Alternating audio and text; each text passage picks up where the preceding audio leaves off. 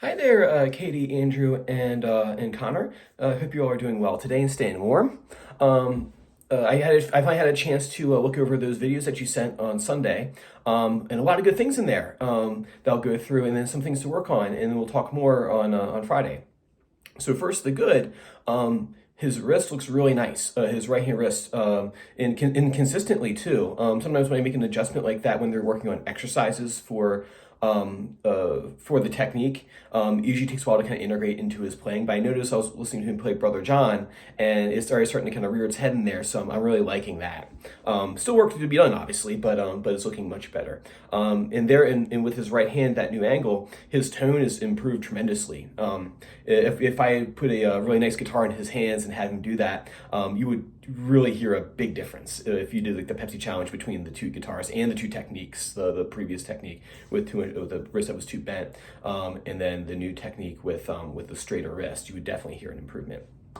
Good. So other things to work on. So for the MAMI pattern, the Mammy pattern, that's going to pop up in the Bach tons. You want to do that on strings 1, 2, and 3. Let me show you.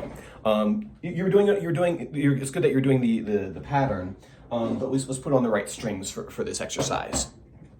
We got a guitar here. And so what you'll do, let's see all this. This closer. Get that paper out of the way. Put my notes. So that pattern is on strings 1, 2, and 3. Thumb on 5, right? M, A, M, I. M, A, M, I. Just like that right there. So be careful not to, thumb up here and then do it like that right there. So M, A, M, I is what it'll eventually be for the tons. Cool, so work on that. Other thing too in my notes, let me take a look here, is Brother John. So it's sounding really nice. When he's on that fourth string, his wrist is looking better. But that's what I want to talk about with this tune, is his hand angle. He's had when he has the this part. Oh, that's it. Yeah. So when he plays that part, let me get here so you see me. So. I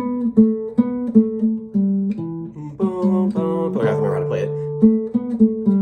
That's it, yeah.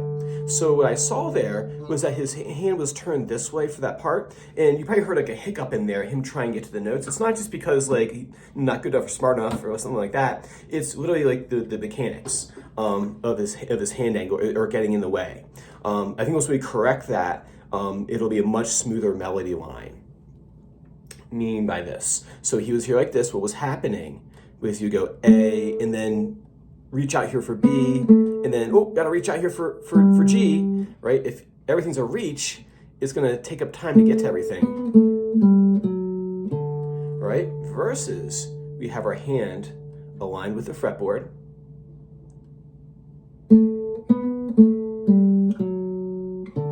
So we have this right here, A, B, A, and then right here, see how I'm all aligned with the neck? So you don't want to be turned down this way, you want to be turned this way. And fingers over top, tall fingers over the strings, A, one note at a time. Make sure he's poised right over top. Am I touching the fretboard right now? No, but I'm pretty close. My hand angle, let's see here, I see it better. So as I play, let me throw my chair here too, and actually see what I'm doing. I'm trying to get like a shot along the edge. Let's see if this is gonna work. Actually, we'll do it this way. Oh yeah, that'll work better. You can see the daylight through my fingers. Yeah, that looks better. So, I'm here. You can see that I'm not bumped up against the fretboard, so on the fourth string, the hand drops just a little bit when coming down to the third string. So his hands can be pretty close. Fingers are tall over top.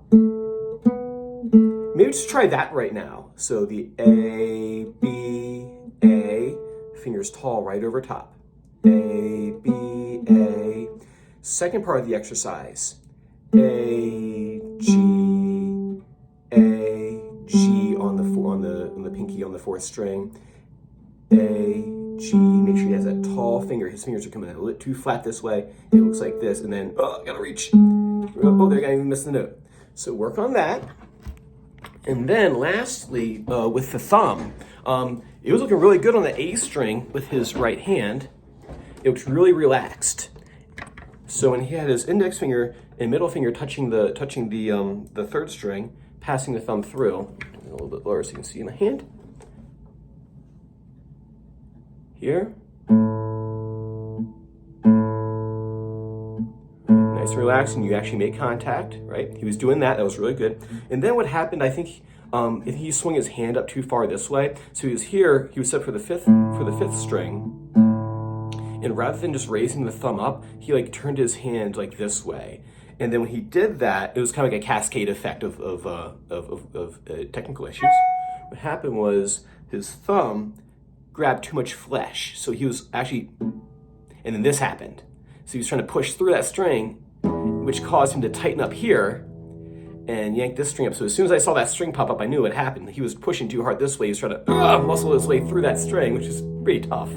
So you just want to be on the side of the thumb, just a little bit of flesh. So when I play with the thumb, I'm like literally like on the edge of my, you can see right there, I'm on the edge of my thumb, right? So I'm not like middle of the thumb right here. I'm literally on the edge of the thumb, passing through.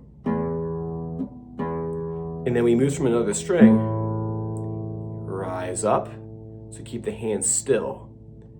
The thumb moves from the thumb joint back here, not a rotation up. Here, lift the thumb up, bring the thumb back down. Lift the thumb up. Maybe you can practice just doing that. Thumb contracts, and then expands from the knuckle joint. Maybe just practice just touching the strings, like this. Cool. So those are all the things I wanted to talk about and saw it in the video. If you would like me to take a look at anything further, just let me know. If not, we'll talk more on Friday, and I'll see you guys then. Have a great rest of your week, and see you then. Bye-bye.